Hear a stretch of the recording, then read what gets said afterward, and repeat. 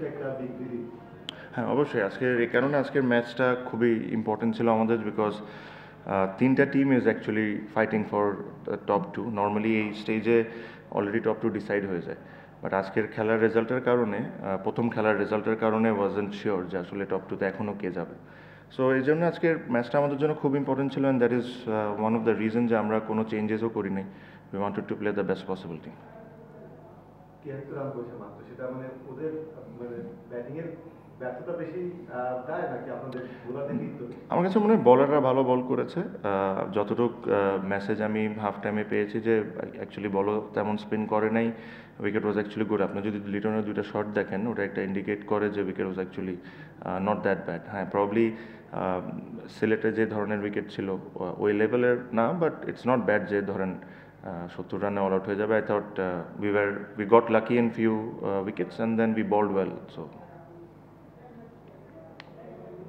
David Malan বলছিলেন যে তিনি সবসময় তার দলগুলোকে বলে থাকেন যে যদি তার কাছ থেকে টেস্টে বের করে আনতে হয় তাহলে তাকে ওপেনিং যাতে করানো হয়। তো going into the play of তাকে কি আসলে তিনি খেলানোর ভাবনা নাকি ওপেনিং? আমার কাছে মনে হয় যে ও যে জায়গায় আছে ও বেশ হ্যাপি আছে। সো মানে আমাদের কম্বিনেশন নিয়ে মানে যেভাবে আমরা যাচ্ছি, I think will go the same way. Captain বলছিলেন যে আসলে আজকে টপ টু এ থাকে, আপনারা আসলে আজকে দলটা যেমন চেঞ্জ আসবে শুধু কিছু দল নিয়েছেন, কিন্তু শেষ ম্যাচে তো আসলে এমন কিছু থাকবে না, এমনি টপ টু থাকবে। তো শেষ ম্যাচে কিছু আলিপুর বা তাইজুলদের ডিপেন্ডস। এটা নিয়ে আমি এখনও কথা বলি নাই। There's two sides of it. একটা হলো do you really want to make a changes just before the semifinal, এটাও হতে পারে। And there if there is Nicholls, যে কারো যদি হালকা পাতলা লেগে থাকে ওই ক্ষেত্রে হয়তো বা এক দুজন চেঞ্জ করলে করতে পারি, বাট এটা নিয়ে আমরা এখনও ডিসাইড করিনি কিছু। আপনি তো বিপিএল এর 11টা আসরে সবগুলোতেই খেলেছেন, তো এইবার বিপিএলটা শুরুর আগে যে ব্র্যান্ডিংটা হচ্ছিল যে অন্যরকম বিপিএল, আপনার চোখে এবার অন্যরকম কি লাগছে? পুরনো যত সমস্যা ছিল সেগুলো আরো প্রকট হচ্ছে, কেমন? এই কোয়েশ্চেনের আনসার আমি দিয়েছি একবার এর আগের প্রেস কনফারেন্সে। এই কোশ্চেন আবি আজকে রংপুরের সঙ্গে আপনাদের প্লে অফ দেখা হবে। রংপুর অনেক বড় বড় নাম আজকে বলে গিয়েছে প্রেস কনফারেন্সে, তো আপনাদের টিমে ও কে আসছে?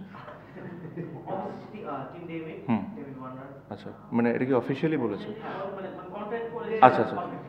আপনাদের তরফ থেকে কোনো আমরা একটা সাইন করেছি, আপনারা হয়তো বা জানেন, অ্যাডাম মিল, ফাস্ট বলার নিউজিল্যান্ড থেকে। আর এক দুজনের সাথে কথা চলছে, বিকজ প্রবলেমটা হলো যে যেদিন ফ্রি হচ্ছে ওদিন যদি ওদেরকে পিক করি, ওরা আস্তে আস্তে বিকাল 5টা বেজে যাবে 3 তারিখে।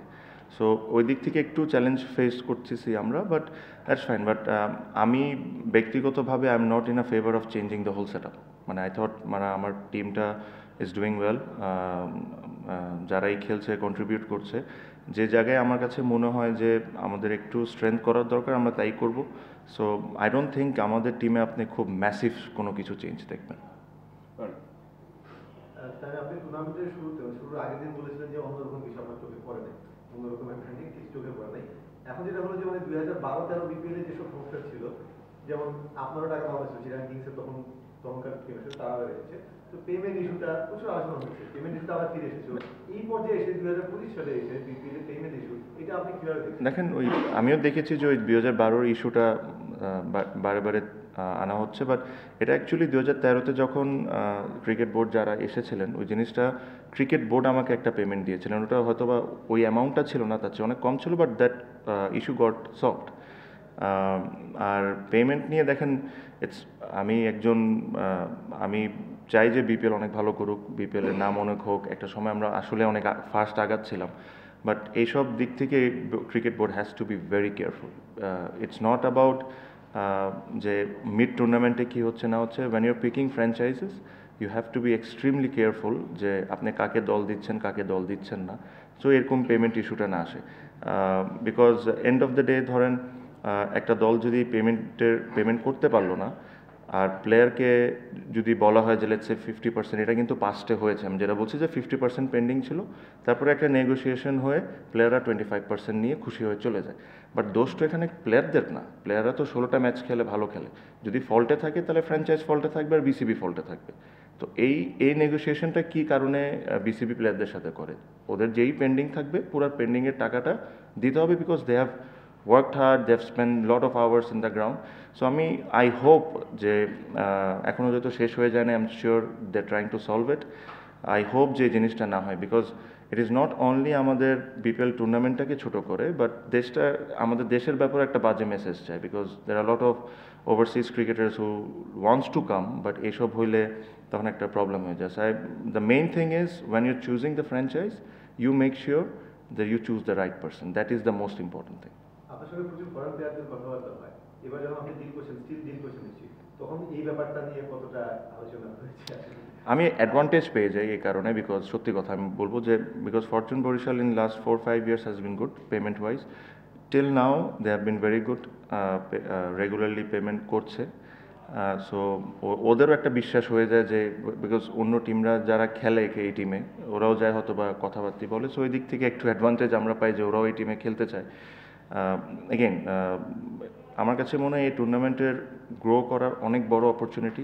এই টুর্নামেন্ট অনেক গ্রো করতে পারবে, বিকজ যে ধরনের দর্শক আপনি এই টুর্নামেন্টে দেখছেন, এটা মনে হয় না আমি লাস্ট 2-3 সিজনে দেখছি. সো যেহেতু এত দর্শকের একটা ইন্টারেস্ট আছে, খেলা দেখার ইন্টারেস্ট আছে, আমরা যদি কাজগুলো ঠিক করে করি, we choose the right person who will own the team, we choose how it should run, I think this tournament has a huge potential. Tariq, আমি আপনি যেটা বললেন যে বিসিবির ফ্র্যাঞ্চাইজি বাছাইয়ের ক্ষেত্রে আরো কত ভালোবাসে, ডেফিনেটলি ঠিক আছে, বাট ফ্র্যাঞ্চাইজি যদি টাকা নাও দেয়, ট্রাই পার্টি চুক্তি অনুযায়ী বিসিবি ড্রাফটেড প্লেয়ারদের টাকাটা বিসিবি দিয়ে দিবে. তো সেক্ষেত্রে ফ্র্যাঞ্চাইজি যত খারাপই হোক, ফাইনালি প্লেয়ারদের লুজার হওয়ার চান্স কম ড্রাফটেড প্লেয়ারদের. আমি বলছি যে ড্রাফটের বাইরে যে সাইনিংটা হয়, সেখানে প্লেয়ারও অনেক সময় গাইডেন্সের অভাব থাকে.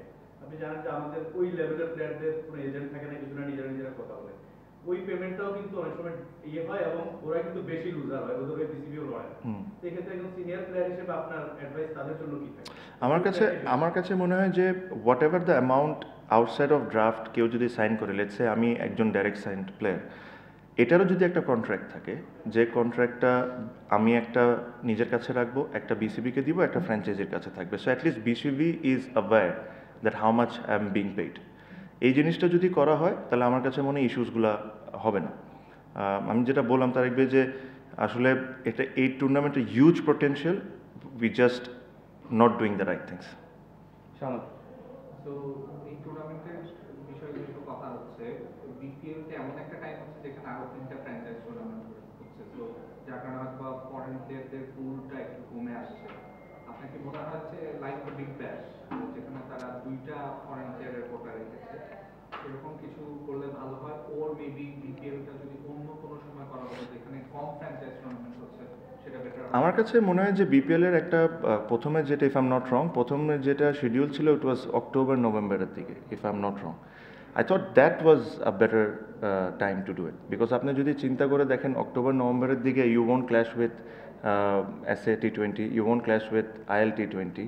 সো 2টা মেজর টুর্নামেন্টের সাথে কিন্তু আপনি ক্ল্যাশ করবেন না. সো যদি এই 2টা টুর্নামেন্টের সাথে আপনি ক্ল্যাশ না করেন, তাহলে আপনি ইউল গেট মাচ বেটার প্লেয়ার্স এটার জন্য. সো আই থট একটাবার এটা শিডিউল চেঞ্জ করা হয়েছিল, বিকজ মেবি কোনো বিসিবির বাংলাদেশ টিমের কোনো খেলা ছিল, but we should always go back to that month, because ওই 2টা মান্থে খুব বেশি খেলা থাকে না. Maybe you have to compete with Abu Dhabi T ten, and একটা টুর্নামেন্টের সাথে কম্পিট করা বেটার রাদার দেন 2 বিগ টুর্নামেন্টসের সাথে কম্পিট করা. সো মেবি বিসিবি যদি এটা নিয়ে ভেবে দেখতে পারে. মানে 4 প্লেয়ার ও 2 player?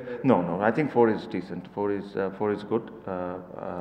Number of franchise you can think of.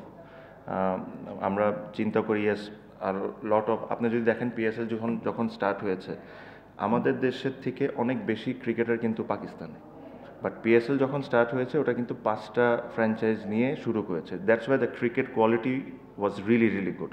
আস্তে আস্তে 1-2টা বেড়েছে, বাট আমরা শুরু করছিলাম 8টা দিয়ে, 7টা দিয়ে এরকম. হ্যাঁ, মেবি প্লেয়ার্সরা কমপ্লেন করতে পারে যে আমরা 2টা টিম বেশি থাকলে আমাদের লোকাল প্লেয়ারদের খেলার অপরচুনিটি থাকবে বেশি, but on the other side কম্পিটিশনও তো বাড়বে to get into the team. The hungerness will come up in domestic cricket to perform, or NCL to perform and get a team. So in my eyes, there shouldn't be more than 6 teams maximum. 5 better, 6 maximum. Last question, বাবাই করেন। তামিম, আপনি তো বিসিবিকে professional হতে বললেন এবং তাদেরকে franchise choose করতে আরো বললেন। না, বিসিবিকে প্রফেশনাল হতে বলি না, আমি বলছি যে ফ্র্যাঞ্চাইজি ঠিক পিক করার সময় আরো চুক্তি হয়েছে, ঠিক আছে? মানে আরো পারফেকশন জি। একটা আনতে। তো আপনার কি মনে হয় না আপনি নিজে এই কাজে আরো মনোযোগী হতে পারেন, বিকজ আপনি তো আর ইন্টারন্যাশনাল ক্রিকেট ক্যারিয়ারটা শেষ করে না ইনশাল্লাহ আপনি কি বিপিএল প্রমোট করতেন, মানে অ্যাজ এ ক্রিকেটারই থাকতে চান না অ্যাজ এন আমার কাছে মনে হয় বাবু ভাই BPL is one part, there are much bigger parts that needs to be improved. BPL একটা খুবই একটা ছোট পার্ট। জ্যোতি। বাংলাদেশ দলের অধিনায়ক শান্ত এখন আপনার দলে, তাকে দেখা যাচ্ছে না একাদশে, সামনে আবার চ্যাম্পিয়ন্স ট্রফি, তাকে কেন বসিয়ে রাখছেন? তার কি আসলে বড় টুর্নামেন্টের না it is very unfortunate, I must admit যে ওকে যতটুকু আমার খেলানোর উচিত ছিল বা সুযোগ দেওয়া উচিত ছিল আমরা দিতে পারছি না, বিকজ অফ আপনি আমার টিমটা যদি দেখেন আমরা কম্বিনেশনটা মিলাইতে আমাদের খুব ডিফিকাল্ট হচ্ছে। ইভেন প্রথম 2-3-4টা ম্যাচও আমি কোনো সময় কম্বিনেশনটা ঠিকভাবে মিলাতে পারি না। I try to give him that games, he is not sitting out for his performance, that is for sure, because আপনি যদি রংপুরের সাথে দেখেন he played a very good innings of 40। It is just the combination that I can not figure it out যে okay আমি কোন জায়গায় ব্যাটিংটা করাবো। আর but I must say his attitude towards the team has been fantastic, absolutely fantastic. Bangladesh team captain, one of the best players in the country, not playing a domestic tournament, franchise tournament, but his attitude towards the seniors, towards the juniors has been absolutely fantastic, and I really appreciate for that. তাকে তো নিশ্চয়ই compare করছেন কারোর সাথে, combination আপনি মিলাচ্ছেন, সেটা কি দেখেন একটা জিনিস দেখেন, দ্য লেফটি রাইটিও একটা ইস্যু হয়ে দাঁড়ায়। আপনার I don't want 3 lefties coming all together, that is also an issue. So অনেক কিছু রিজন আছে, I don't think I need to answer all of those things here, but as I said his attitude towards the team has been fantastic. আপনি captain হিসেবে কি পরবর্তীতে খেলাবেন তাকে সামনে? I don't need to answer everything here. Thank you. Thank you ভাই, thank you.